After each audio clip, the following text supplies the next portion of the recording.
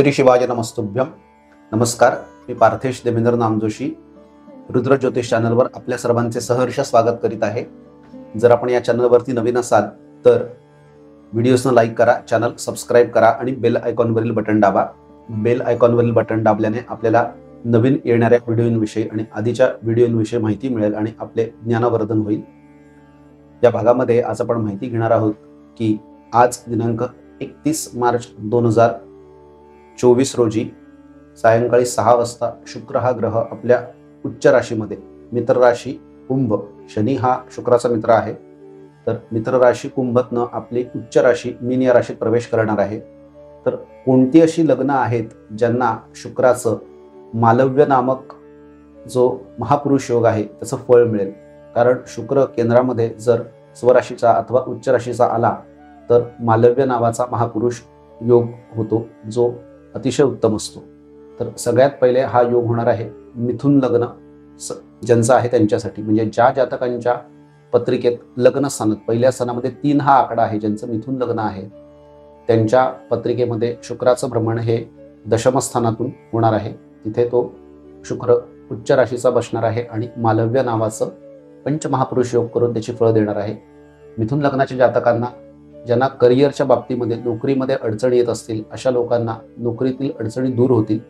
तसेच ज्यांचे विदेशागमन व्हायच्या संधी जात असतील त्यांना विदेशागमन होईल नोकरीतनं आणि पैशाची प्राप्ती होईल. तसेच शुक्र हा मुळातच धनकारक आणि स्त्री ग्रह आहे, त्यामुळे ज्या मिथुन लग्नाच्या जातकांच्या करिअरमध्ये प्रमोशनमध्ये अडचणी येत असतील तर त्यांचे प्रमोशन सुद्धा होईल आणि त्यांना उत्तम आर्थिक प्राप्ती होईल. तसेच मान सन्मान मिळेल आणि लक्झरियस लाईफ मिळेल, जे शुक्राचं कारकत्व आहे.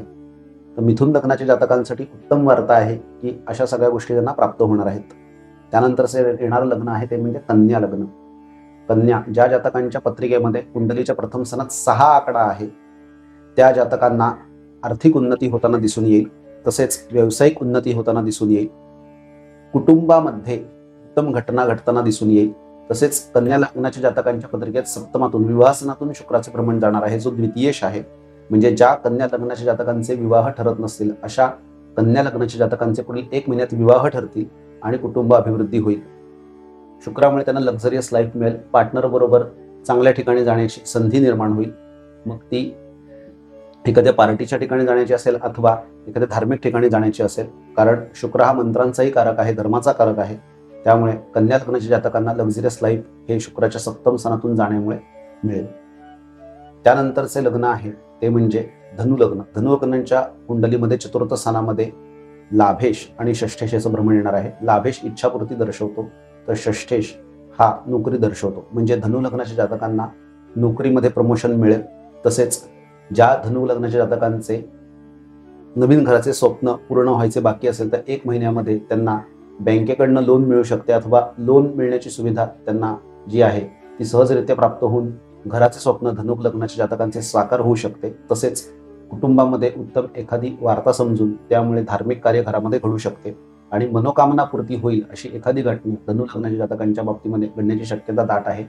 या शुक्रामुळे त्यांचे मानसिक तसेच शारीरिक आरोग्य जे आहे ते अतिशय चांगले राहील.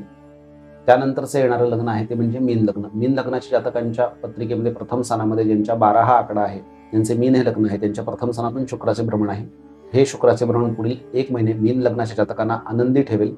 तसेच उत्साही बनवेल आणि नवीन ठिकाणी जाण्याचे योग त्यांचे येतील. कारण मीन लग्नाच्या जातकांच्या पत्रिकेत शुक्र हा तृतीय आणि अष्टमेश आहे. तृतीय स्थानावरून देशांतर्गत छोट्या प्रवासांचा विचार होतो. तो तृतीयश लग्नी आल्यामुळे आणि उच्च झाल्यामुळे मीन लग्नाच्या जातकांना छोटे छोटे प्रवास घडतील. त्या प्रवासातून त्यांना आर्थिक लाभ होतील.